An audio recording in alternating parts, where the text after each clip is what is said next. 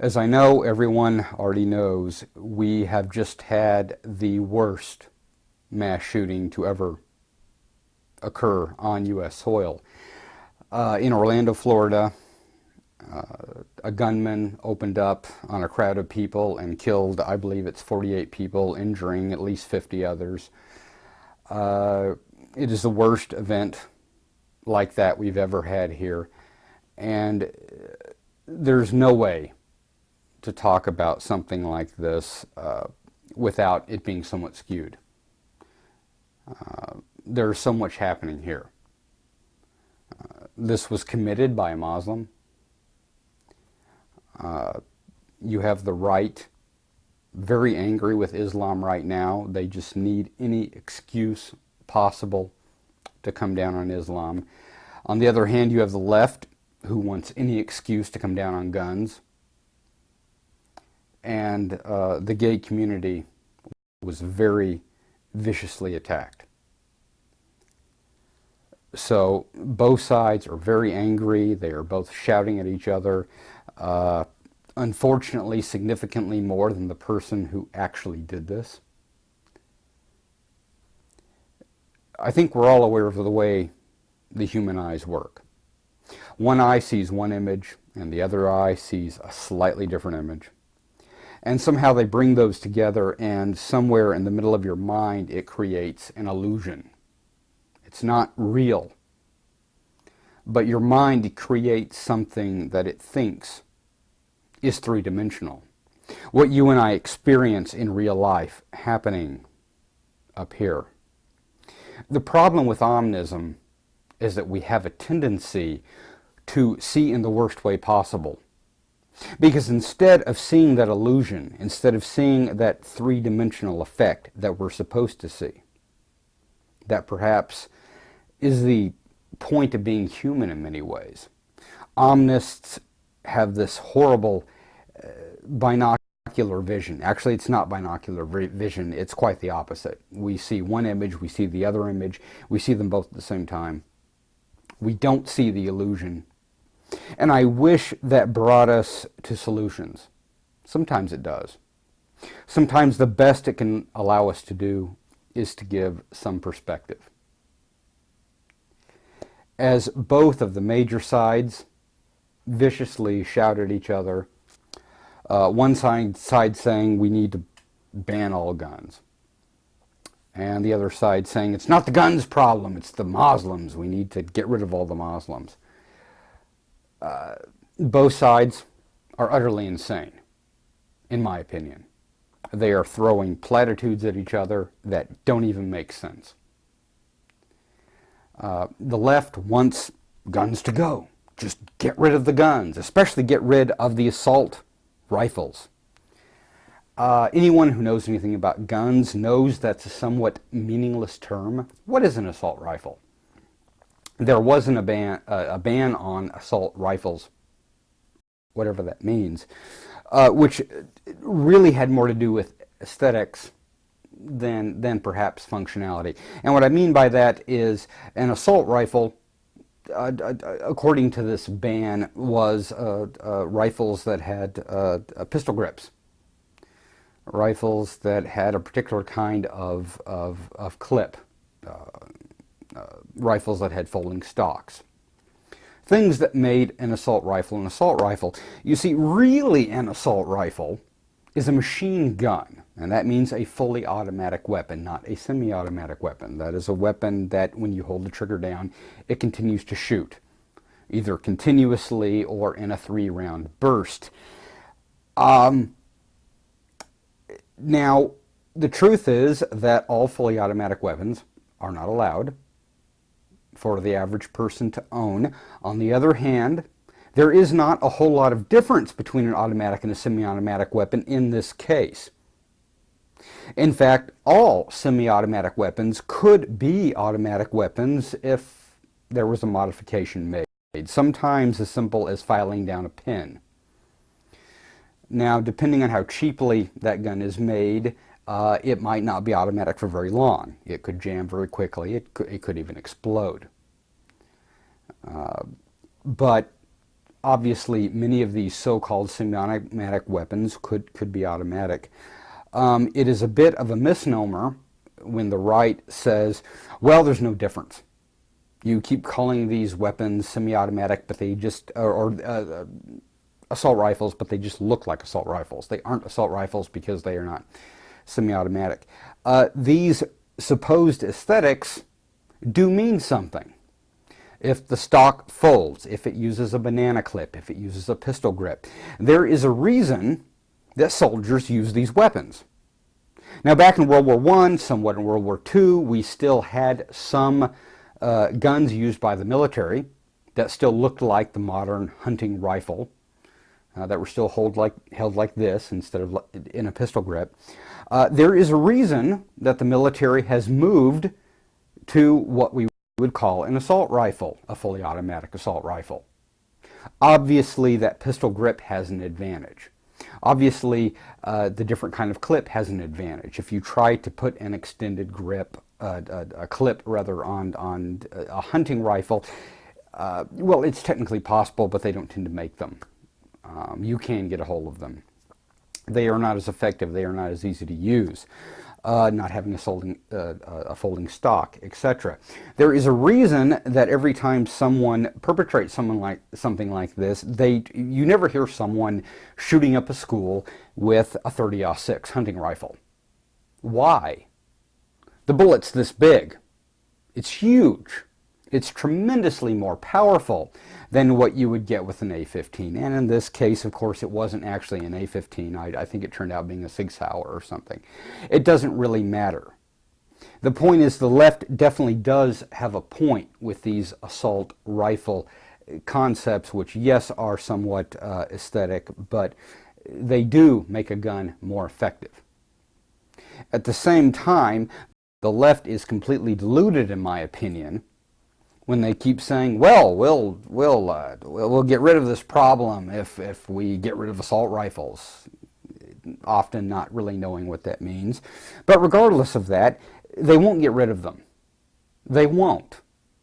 There are so many guns used in the U.S. today, not used, stockpiled. And I'm not just talking about your friendly, everyday NRA gun enthusiast. Your drug dealers, your gun dealers, your random crazies who have thousands of guns because they can buy them legally, and they can modify them as much as they want. Unfortunately, merely banning guns is not going to do it. Now, would it limit it? Yes, definitely. I cannot imagine anyone today with any type of sanity who would not be for some kind of gun control. It is very obvious that some of these people who have committed these murders, who have, Sandy Hook, those weapons were owned, I believe, by the boy's parents. It's very obvious that even those insane arsenals that we know exist are not easily accessible to everyone. And gun control would help. Now, the problem on the other side is that the right says, well, yes, that's great, but the reason we have the Second Amendment, the real reason we have the Second Amendment, even though the Second Amendment is a little hazy, it just says we have the right to keep and bear arms in a well-regulated state militia, whatever that means. Obviously, these days, state militias aren't what they used to be. We don't really regulate them. Militias do still exist, technically, but they have nothing to do with gun ownership anymore. Anyone can own a gun. The Second Amendment is not followed the way it is written. In any way, form, or fashion. Don't kid yourself. Also, the firearms that were available at the time cannot be compared to the firearms of today. None of that matters, because the bottom line to people that are very much for gun rights tends to be, we should have everything. We need to have everything the government allows. Because if we are to rise up against the government, if the government ever gets too big for its britches, whatever that would mean, we have to be able to defend ourselves. which is completely baloney. I'm sorry, it's a lovely idea. I would love to think that if the government ever got too big for its britches, and as far as I'm concerned, it's been too big for its britches for a very long time, but there's no way we could do anything against it. Guns? Seriously? You think you with your shotgun or your AR-15 is going to do anything against a government that has tanks and drones and missiles and nuclear weapons? If you want to fight the U.S. government today, you'd probably do better becoming a computer hacker than owning a gun. Now, I know that makes a lot of people feel better, having that gun. It feels like something. It feels like some kind of power. It's a bit of an absurdity. I don't know of any case in the history of America where anyone has stood up to the government with guns and actually done well. There was a little skirmish back in the 1800s. I think they called it the Civil War. And that didn't go very well. Now, there have been occasions that constantly get thrown up in my face when I talk about this. And they say, yes, but there was such and such case where people defended their land and they had their guns. They didn't fight the government. They were holding guns. Great, they were holding guns. They didn't fight the government. There wasn't a gunfight. Anytime there was a gunfight, the government won. Does anyone remember Waco? I remember it very, very well. I know because I lived in Texas. I was watching it on the news because I was in Washington at the time, but I remember it very distinctly, and it did not go well. Now, I'm not saying that's right or wrong, but the idea that we could somehow stand up against our government with guns is insane. And the idea that the government is ever going to allow us to have tanks and mortar shells and bazookas and anything of a military grade is ridiculous. All guns really allow us to do is kill people. Yes, it allows us to hunt and it allows us to shoot at targets. Guys, I love shooting at targets. I love guns. I do. When I was a little kid, I loved rifle shooting. I was one of those kids that loved, shooting at bottles, shooting at I set up a bunch of light bulbs. I would shoot at those, and I was actually pretty good. But ultimately, they are for killing things. Maybe not people necessarily, but animals, things. That's what they are. They're for killing. They're for killing. And some control has got to be in place. Now, I wish I had a great solution.